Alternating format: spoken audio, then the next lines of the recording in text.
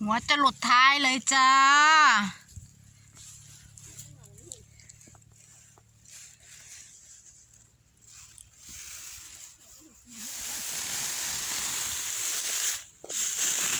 เปิดให้เบิ้งเด้อจ้าพี่น้องมาเก็บซอยกันนะคะ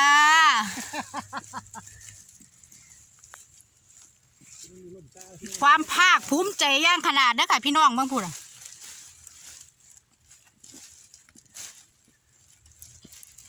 แต่สะอ่อนบ่จ้า